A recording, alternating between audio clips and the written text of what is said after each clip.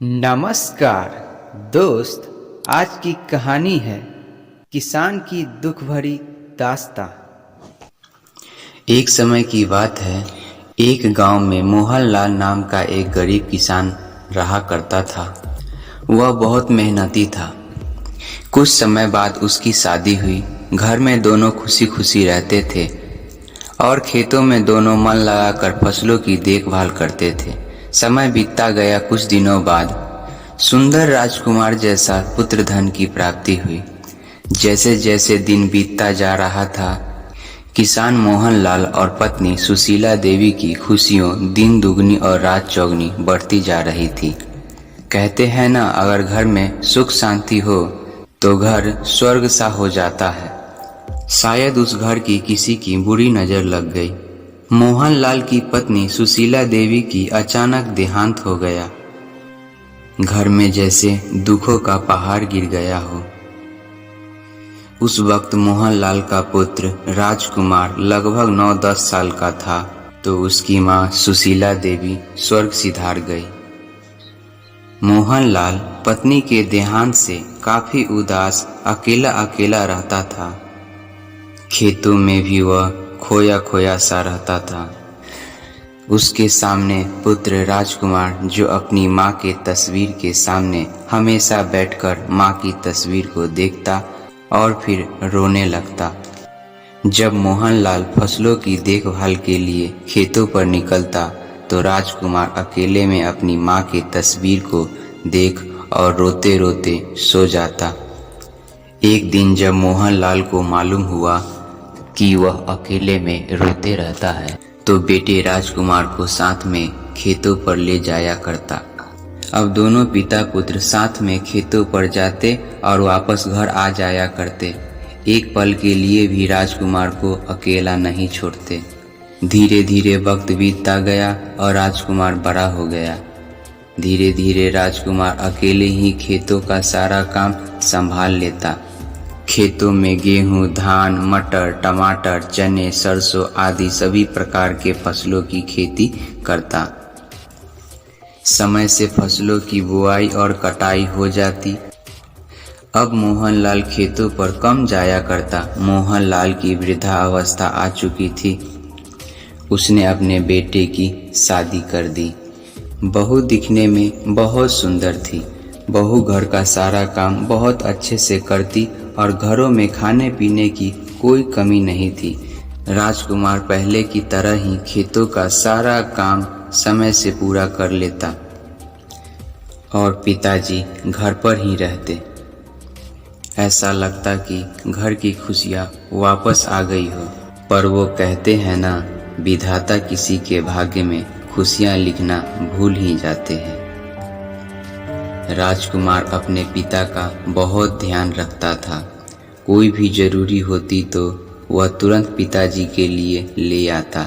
घर में जो भी भोजन बनता तो पिताजी के साथ ही बैठकर भोजन किया करता। कुछ समय के बाद राजकुमार खेतों में फसल लगाने और खेतों से फसल घर लाने, फसलों की देखभाल में काफी ज्यादा व्यस्त रहने लगा। कभी कभी तो घर पर भी आने के लिए वक्त नहीं मिलता। वो वहीं पर अनाजों के साथ तंबू के नीचे खाट बिछाकर सो जाया करता। खेतों पर जाने के लिए घर से जल्दी जल्दी में निकलना और देर से आना, भोजन करना और फिर वापस चला जाना। बहू शांति भी घर के काम के साथ साथ खेतों से लाए अनाजों को इधर उधर संभाल कर रख दिया करती थी। पर कुछ दिनों बाद बहू के बर्ताव में बदलाव आने लगा। वह ससुर के साथ बुरा बर्ताव करना शुरू कर दिया। एक दिन की बात है, जब राजकुमार फसलों की देखभाल के लिए दिन रात व्यस्त रहता था। पिताजी के साथ बैठकर खाना खाने, उनसे बात करने तक की फुर्सत नहीं मिल पाता था। वह जब भी देर से घर आता तो पिताजी के बारे में पत्नी शांति से बात करता। राजकुमार कहता, पिताजी को जो भी खाने पीने का मन हो उन्हें समय से बनाकर दे देना। राजकुमार आते समय कुछ न कुछ लेते आता, जैसे जलेबी, राबड़ी, मिठाई। कुछ भी लाता वो अपनी पत्नी को देकर कहता, जब पिताजी जाग जाएंगे तो इन सब में से नाश्ते के लिए उन्हें दे देना। पर शांति उसमें से कुछ भी अपने ससुर जी को नहीं देती। पति के पूछने पर झूठ बोलती। कभी कभी तो खुद के लिए कुछ और पकाती और ससुर के लिए रूखा सूखा कुछ और देती। मोहनलाल को सब पता चल गया था, लेकिन उसने अपने बेटे को इस बारे में कुछ नहीं कहता।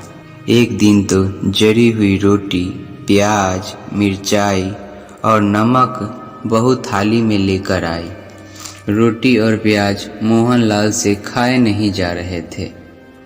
रूखी सूखी भोजन खा खा कर वह और कमजोर हो गया था। बहू से कही, ये रोटी प्याज के साथ खाए नहीं जा रहे हैं, थोड़ी सब्जी ही ला दो। तो बहू जवाब देती है, खाना है तो खाइए, आपके लिए सब्जी नहीं बनाई हूँ।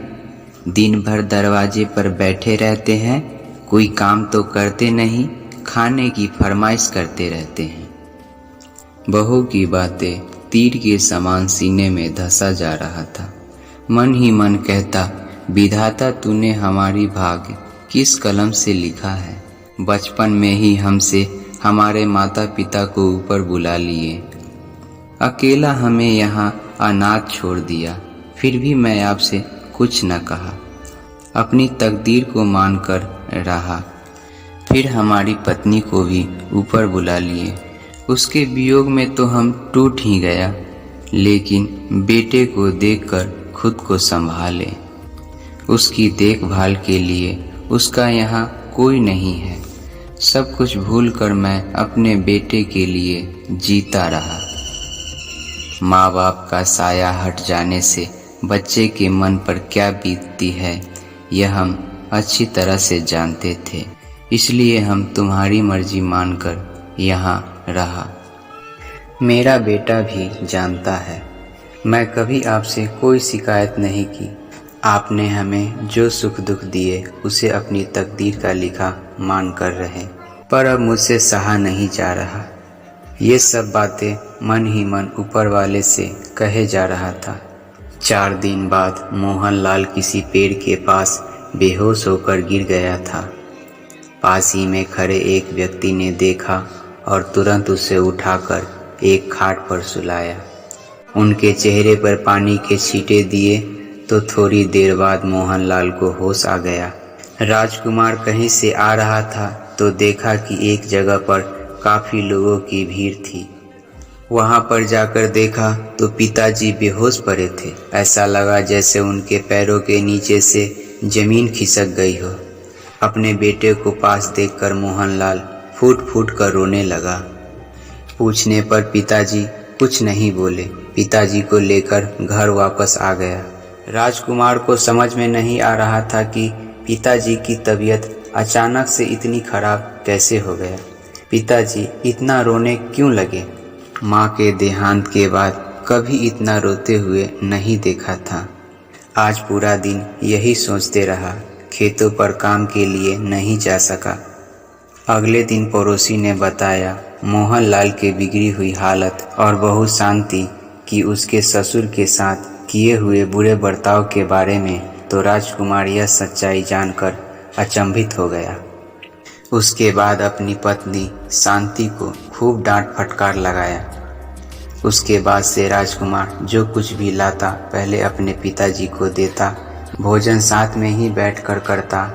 कितनी भी जरूरी काम खेत पर क्यों ना हो, पिताजी के साथ ही भोजन करके जाता और फिर समय से घर को वापस लौट आता। पिता और पुत्र आनंद के साथ रहने लगे। भगवान उनके सारे दुखों को जैसे दूर ही कर दिया।